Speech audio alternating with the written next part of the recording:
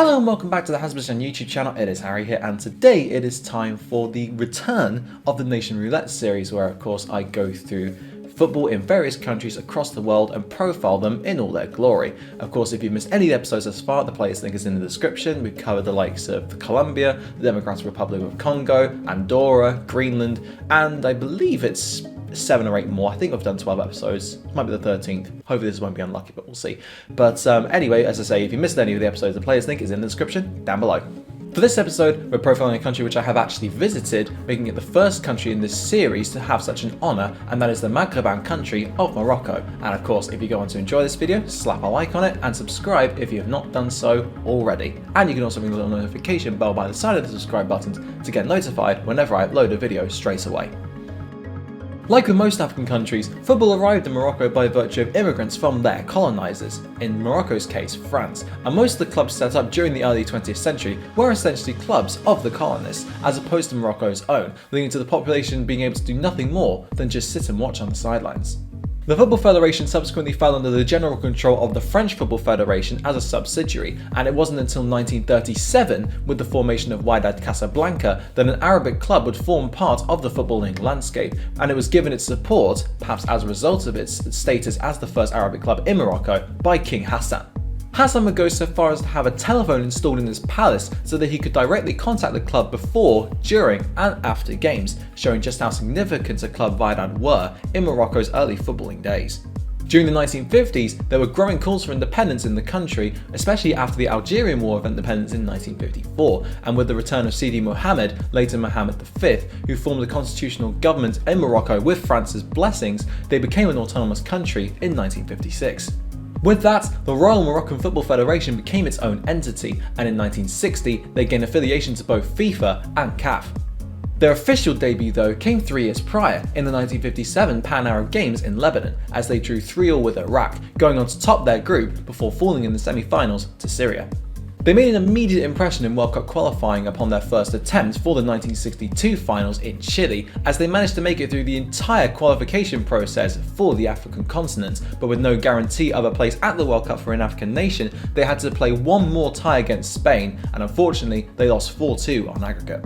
By 1970, African nations were finally guaranteed a place at the World Cup, and Morocco, still powerhouses on the continent, qualified for the final group stage, albeit as a result of a random draw after 3 stalemates against Tunisia, and beat out the competition to become the first African team to qualify through that process for a World Cup, and the first to play at a World Cup at all since Egypt in 1934. Managed by Blagoje Vidic, who made the team diligent, well organised and effective on the counter, they gave a really good account of themselves in a tough group against Bulgaria, Peru and West Germany, but ultimately ended up with just 1 point, obtained in a draw in their final game against Bulgaria, although they gave the West Germans a scare, only falling by 2-1. They made their first appearance at the African Cup of Nations in 1972, and 4 years later, they would win it for the first and, perhaps surprisingly, only time in their history, as needing a draw against group rivals Guinea in their final game to win the final group phase. Ahmed Makroul, better known simply as Baba, etched himself into Moroccan folklore by scoring the precious equaliser just 4 minutes from time, giving Morocco their only major international trophy in their history.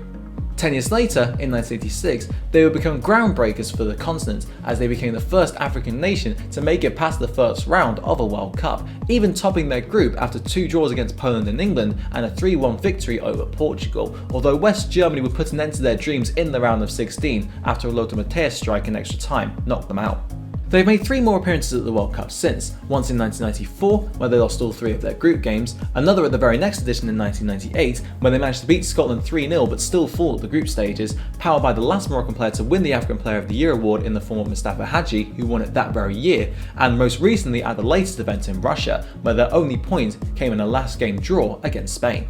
Their record win was a 13-1 annihilation of Saudi Arabia in 1961, with their record defeat, a 6-0 battering at the hands of Hungary, coming 3 years later, and their FIFA ranking position has shifted from 10th during the late 1990s to 95th in September 2010, although they currently reside in 33rd place.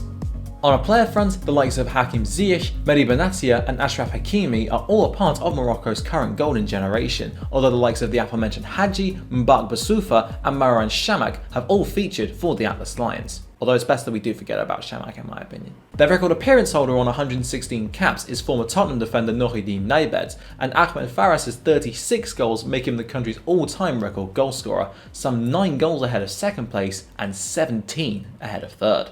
Their league was established with Morocco's Declaration of Independence in 1956, and the first ever season was won by Wydad Casablanca, the first of a record 20 titles that they have won to date, with Raja Casablanca, who are the reigning champions, and the Royal Army Club both having won 12 titles apiece, thus coming in second place. Mercifully for me, the league, known simply as the Bortala Pro, has an incredibly simple structure, with 16 teams taking part in the top league each season, and 2 of them being relegated every season and the top 2 qualifying for the African Champions League, and of course, as would normally happen in any league, first place wins it. Interestingly, it has been ranked as the 17th strongest league in the entire world according to the International Football Federation of History and Statistics, and it is broadcast in a staggering 153 territories worldwide, with the TV revenue stream generating 123 million dirhams for the country every year. However, the domestic football scene, which was professionalised in the 1990s, has fallen foul to continued violence from ultra groups over the previous decade or so.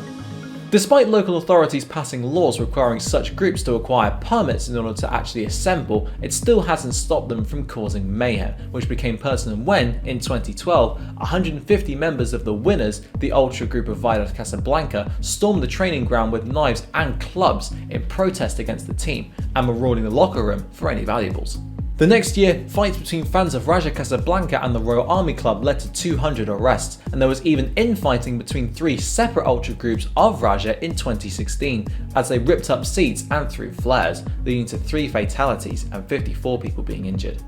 This particular incident really called the local authorities into action, taking the decision to ban those groups from stadia, as well as banners and flares being present at matches in any capacity, after an open letter from Hyundai Morocco's Marketing and Communications Director begged for change. Hopefully, this won't be what Moroccan football becomes notorious for, especially since they have won a collective 6 African Champions League titles, more than any other country apart from Egypt, Tunisia and the Democratic Republic of Congo, the latter 2 also having won 6 continental trophies apiece, and since Gianni Infantino, the FIFA president, upon visiting the country, said that it was pivotal to the development of youth and women's football in Africa going forward. Let's just hope that they can keep this development going and really turn this golden generation into something truly special. That about concludes today's Nation Roulette video on the footballing scene in Morocco. As I said at the start, if you've missed any of the Nation Roulette episodes thus far, the playlist link containing every single one that I have done so far is in the description down below. And whilst you are there, hit the like if you enjoyed the video, subscribe if you haven't done so already, and ring the notification bell so you get notified whenever I upload a new video straight away. Thank you very much for watching, and until next time, I'll see you then.